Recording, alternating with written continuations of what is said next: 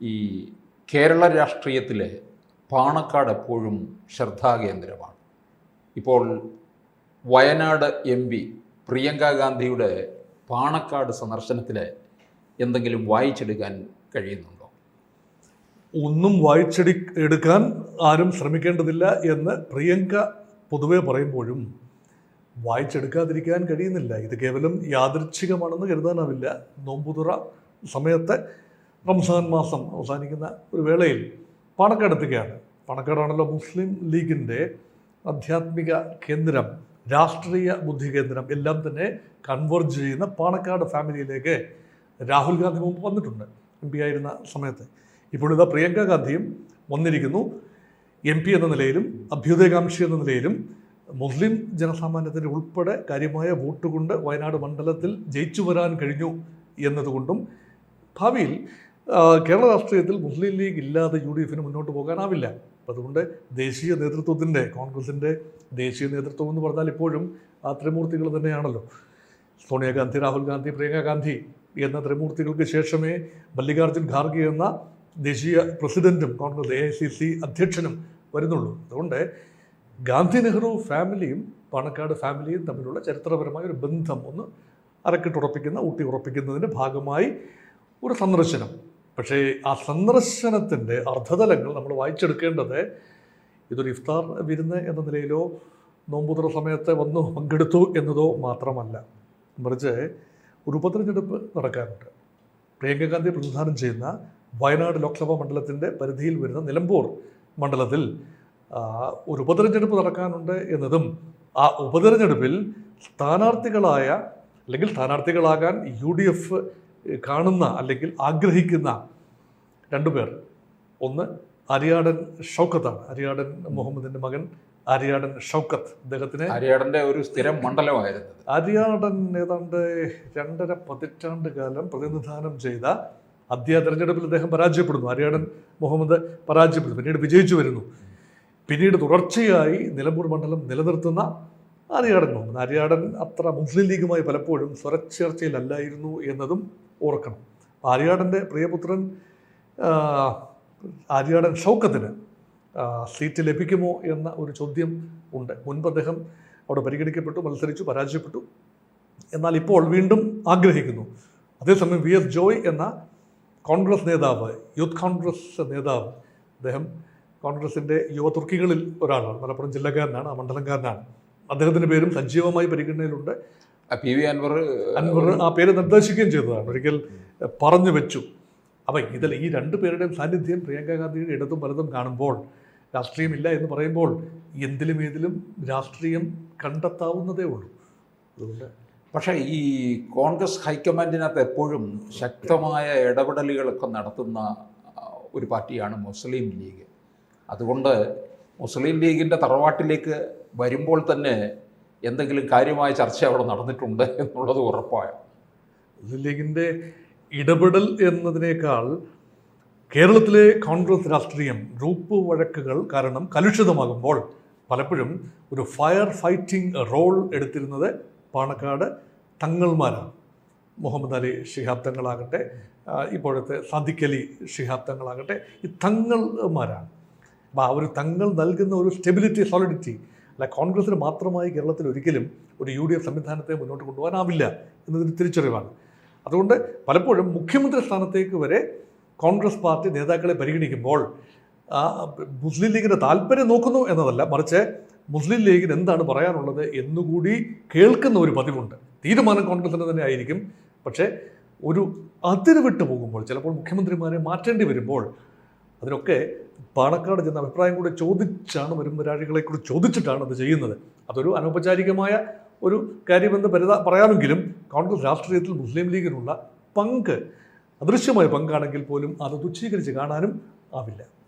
പക്ഷേ ലീഗിന് ഏറെക്കാലമായിട്ട് UDF കുറച്ച് അതൃപ്തിയൊക്കെ ഉണ്ട്. ഒന്ന്, കഴിഞ്ഞ ഒരു 9 വർഷമായിട്ട് ഭരണം ഇല്ലാതെ നിൽക്കുന്നു.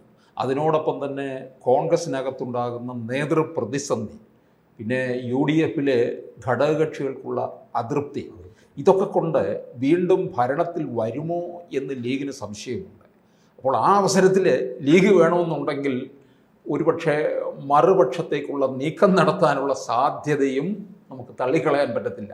ആ സാഹചര്യത്തിൽ പ്രിയങ്കയുടെ ഒരു സന്ദർശനത്തിന് അത്തരത്തിൽ നമുക്ക് കാണാവുന്നതാണ്. ഈ UDF-നുള്ളിൽ ലീഗിനെ പ്രീണിപ്പിച്ച് നിർത്തേണ്ട കാര്യമൊന്നുമില്ല. കാരണം ഇടതുപക്ഷത്ത് ചെന്നാൽ അവർക്ക് ലഭിക്കാൻ സാധ്യതയുള്ള പരിഗണനയേക്കാൾ വളരെ കൂടുതൽ പരിഗണന എക്കാലത്തും UDF-ൽ ലീഗിന് ലഭിച്ചിട്ടുണ്ട്. നോക്കൂ, കഴിഞ്ഞ അവസാനം UDF ഗവൺമെൻറ്റിൻ്റെ കാലത്ത്, ഉമ്മൻചാണ്ടി ഗവൺമെൻറ് കാലത്ത് 5ാം മന്ത്രി സ്ഥാനത്തിന് വേണ്ടി ലീഗ് നടത്തിയ പിടിവലികൾ അത് കേരള രാഷ്ട്രീയത്തെ ആകപ്പാടെ മാറി ചിന്തിപ്പിച്ചു. അതുകൊണ്ട് ലീഗിൻ്റെ സമ്മർദ്ദ തന്ത്രം പലപ്പോഴും ഏൽക്കുന്നത് UDF-നുള്ളിലാണ്. അപ്പോൾ അതുകൊണ്ട് പൊന്മുട്ടയിടുന്ന താറാവിനെ ഞെക്കിക്കൊന്നതിന് ശേഷം മറ്റൊന്നിൻ്റെ പുറകെ പോകേണ്ട കാര്യം ലീഗിനില്ല. പക്ഷേ പരമാവധി കടുത്ത വിലപേശലോടുകൂടി പരമാവധി സീറ്റുകൾ മലപ്പുറം ജില്ലയ്ക്കും പുറത്തും ഉള്ള സീറ്റുകൾ നേടിയെടുക്കുക, ചർച്ചയിൽ ചോദിച്ചു വാങ്ങുക എന്നതാണ്. കൂടുതൽ മന്ത്രിസ്ഥാനങ്ങളും ഭാവിയിൽ ഒരു UDF സംവിധാനമാണ് വരുന്നത് എങ്കിൽ ആൻറ്റി ഇൻകംബൻസി വളരെ അതിൻ്റെ ഉച്ചസ്ഥായിയിലാണ്. ഭരണവിരുദ്ധ വികാരത്തെ മറികടക്കാൻ വേണ്ടിയാണ് CPM-ൻ്റെ പാർട്ടി കോൺഗ്രസ്സിന് മുന്നോടിയായിട്ടുള്ള സംസ്ഥാന സമ്മേളനത്തിൽ ഒരു പുതിയ നയരേഖ CPM-ൻ്റെ പാർട്ടിക്കുള്ളിൽ വന്നത്. മുഖ്യമന്ത്രി ഒരു നയരേഖയുമായി വ്യക്തിപരമായി വന്നതുമൊക്കെ അതിൻ്റെ അടിസ്ഥാനത്തിലാണ്. തുടർ ഭരണം സാധ്യമാകില്ല എന്ന ഒരു ചിന്ത CPM-നെ ഭരിക്കുമ്പോൾ യഥാർത്ഥത്തിൽ മുസ്ലിം ലീഗ് ഒരു അധികാരം കാണുന്നുണ്ട്. കാരണം UDF അധികാരത്തിൽ വരുമെന്ന ഒരു പൂർണ്ണ വിശ്വാസം തന്നെയാണ്. അങ്ങനെയെങ്കിൽ അത് കോൺഗ്രസിൻ്റെ ഒരു മെല്ലപ്പോക്ക് കാരണം അല്ലെങ്കിൽ കൈ കെട്ടി നിൽക്കുന്നത് കാരണം അത് നഷ്ടപ്പെട്ടു പോകരുത് എന്ന ചിന്തയുണ്ട്. അതുകൊണ്ട് കോൺഗ്രസ് IUML ഏകോപനം കൂടുതൽ സാധ്യമാകണം. അതിന് കേന്ദ്ര നേതൃത്വത്തിൻ്റെ കൂടി അനുഗ്രഹാശംസകൾ ആവശ്യമുണ്ട്. അതുകൊണ്ടായിരിക്കും ഒരുപക്ഷെ രാഹുൽ ഗാന്ധിയും പ്രിയങ്ക ഗാന്ധിയും ഒക്കെ തന്നെ പാണക്കാട് ഫാമിലിയുമായി അടുത്ത ബന്ധം പുലർത്തുന്നതും വിശേഷ ദിവസങ്ങളിൽ അവിടെ സന്ദർശിക്കുന്നതുമൊക്കെ ആ ഒരു അന്തരീക്ഷത്തിൽ വേണം ചേർത്ത് വായിക്കാൻ. ഈ നിലമ്പൂരിൽ ഇപ്പോൾ ഒരുപക്ഷെ ജോയിയാണ് മത്സരത്തിന് ഇറക്കുന്നതെങ്കിൽ അതിനകത്ത് നമ്മൾ കാണേണ്ട മറ്റൊരു കാര്യം എന്ന് പറയുന്നത് കേരളത്തിലെ ഈ ക്രൈസ്തവ വിഭാഗം UDF-ൽ നിന്ന് അകലുന്നു എന്നൊരു പിന്നാമ്പുറ വർത്തമാനം തന്നെ നിൽക്കുന്നുണ്ട്. കാരണം ലീഗിനോടുള്ള ഒരു അമിത പ്രീണനം കാരണമാണ് അതെല്ലാം സംഭവിച്ചത്. അതൊന്ന് ചേർത്ത് നിർത്താൻ വേണ്ടിയാണോ, അല്ലെങ്കിൽ ചേർത്ത് നിർത്തുന്നതിന് വേണ്ടി തന്നെ ആയിരിക്കും ജോയിയെ ഒരുപക്ഷെ ഇറക്കാനുള്ള സാധ്യതയും? ഈ മുസ്ലിം ക്രൈസ്തവ ഒരു യൂണിറ്റി UDF-ന് എക്കാലത്തും ഗുണകരമായിട്ടുണ്ട്. എക്കാലത്തും UDF-ൻ്റെ വോട്ട് ബാങ്കുകളിൽ മുഖ്യ പങ്കും വന്നിരുന്നത് ന്യൂനപക്ഷ മതവിഭാഗങ്ങളിൽ നിന്ന് തന്നെയാണ്. മധ്യ തിരുവിതാംകൂർ മേഖലയിൽ ക്രൈസ്തവരുടെയും മലബാർ മേഖലയിൽ മുസ്ലിം ലീഗിലൂടെയും കോൺഗ്രസിലൂടെയും ഒക്കെ മുസ്ലിങ്ങളുടെയും ഒക്കെ പിന്തുണയാണ് ഒരു ജങ്കായി UDF-ന് എക്കാലത്തും ബലമായിരുന്നത്.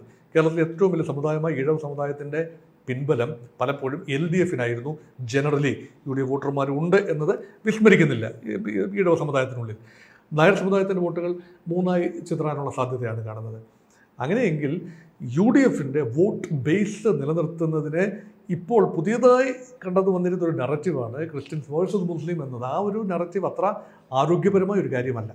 അത് ഒന്ന് അയണൗട്ട് ചെയ്ത് സിന്തസൈസ് ചെയ്ത് അയണൗട്ട് ചെയ്ത് പോവുക എന്നത് UDF-ൻ്റെയും കൂടി താല്പര്യമാണ്. അതുമാത്രമല്ല തീവ്ര റൈറ്റ് വിങ് പൊളിറ്റിക്സ് ക്രൈസ്തവ സമുദായത്തിലേക്ക് ഏറെ ഇൻട്രൂഡ്സ് ഉണ്ടാക്കി കഴിഞ്ഞു എന്നത് വാസ്തവമാണ്. BJP-യുടെ കാര്യമാണ് പറയുന്നത്. അങ്ങനെയെങ്കിൽ ക്രൈസ്തവ വോട്ടുകൾ BJP-യിലേക്ക് പോകാതിരിക്കാനുള്ള മുൻകരുതൽ കോൺഗ്രസിൻ്റെ ഭാഗത്തു നിന്നും എടുക്കേണ്ടതുണ്ട്. അതുകൊണ്ട് ഈ കോൺഗ്രസിനും UDF-നും മുസ്ലിം പ്രീണന നയമാണ് എന്നത് ഒഴിവാക്കാൻ വേണ്ടി ഒരു ക്രൈസ്തവ സ്ഥാനാർത്ഥിയെ തന്നെ നിലമ്പൂർ മത്സരിപ്പിക്കുക വഴി മുസ്ലിം ഭൂരിപക്ഷ പ്രദേശത്ത് ഒരു ക്രൈസ്തവ സ്ഥാനാർത്ഥിയെ മത്സരിപ്പിക്കുക വഴി ഒരു നല്ല സന്ദേശം കൊടുക്കാനും ഒരുപക്ഷെ UDF-ന് കഴിയും. അത് മതത്തിന് അതീതമായ ഒരു വിശാല വീക്ഷണം, അല്ലെ മതപരമായി ഇപ്പോൾ ആര്യാടൻ ഷൗക്കത്തിന് കൊടുക്കാം, അല്ലെങ്കിൽ മറ്റാരെങ്കിലും ലോക്കൽ ഒരു മുസ്ലിം ലീഡറിന് കൊടുക്കാം. പക്ഷേ ആത്യന്തികമായ തീരുമാനമെടുക്കുന്നത് കോൺഗ്രസ് ആണെങ്കിൽ പോലും പാണക്കാടിൻ്റെ ഒരു ഇച്ഛ ശക്തി അവിടെ തീർച്ചയായും കാണേണ്ടതുണ്ട്. അത് മാറ്റി നിർത്തി, പാണക്കാടിനെ മാറ്റി നിർത്തി നിലമ്പൂരെ വിജയം ഒരിക്കലും പറയാനാവില്ല. അതുപോലെ അൻവറിൻ്റെ താല്പര്യങ്ങളും അവിടെ പരിഗണിക്കേണ്ടതുണ്ട് എന്ന് തന്നെയാണ് പ്രായോഗികമായി ചിന്തിക്കുമ്പോൾ കാണുന്നത്. അത് രണ്ടും നിർണായക ഘടകമാണ്, ലീഗും അൻവറും. LDF-ന് ശക്തമായ അടിത്തറയുള്ള മണ്ഡലം കൂടിയാണ് നിലമ്പൂർ എന്നത്. LDF TK ഹംസ LDF സ്വതന്ത്രമായും പിന്നീട് CPM ചിഹ്നത്തിലും ഒക്കെ മത്സരിച്ച് ജയിച്ച മണ്ഡലമാണ്. അതുകൊണ്ട് LDF-നെയും എഴുതി തള്ളാനാവില്ല. അതുകൊണ്ട് ശക്തമായ പോരാട്ടം, ഉപതെരഞ്ഞെടുപ്പിൽ ശക്തമായ പോരാട്ടം. അൻവർ ഇഫക്റ്റ് എത്രത്തോളം ഉണ്ട് എന്നറിയാനും അൻവറിന് മാത്രമായി സ്വാംശീകരിച്ചെടുക്കാവുന്ന വോട്ടുകളുടെ എണ്ണം ഹരിച്ചു കുണിച്ച് മനസ്സിലാക്കിയെടുക്കാനും ഒക്കെയുള്ള ഒരു നീക്കമാണ്. അത് മാത്രമല്ല, ഇപ്പോൾ തൃണമൂൽ കോൺഗ്രസിൽ എത്രത്തോളം അൻവറിൻ്റെ പാർട്ടിക്ക് കേരളത്തിൽ എത്രത്തോളം മുന്നോട്ട് പോകാനാവും എന്നതിനെക്കുറിച്ചുള്ള ഏറ്റവും നിർണായക സൂചന ലഭിക്കേണ്ടതും നിലമ്പൂർ ഉപതെരഞ്ഞെടുപ്പിൽ തന്നെയാണ്. LDF അഭിമാന പോരാട്ടവുമാണ്. സിറ്റിംഗ് സീറ്റാണ്, LDF സിറ്റിംഗ് സീറ്റാണ്. അതായത് അൻവർ എന്ന വ്യക്തിയാണ് ജയിച്ചതെങ്കിൽ പോലും അദ്ദേഹം LDF ടിക്കറ്റിലാണ് ജയിച്ചത് എന്നുകൂടി ഓർക്കേണ്ടതുണ്ട്.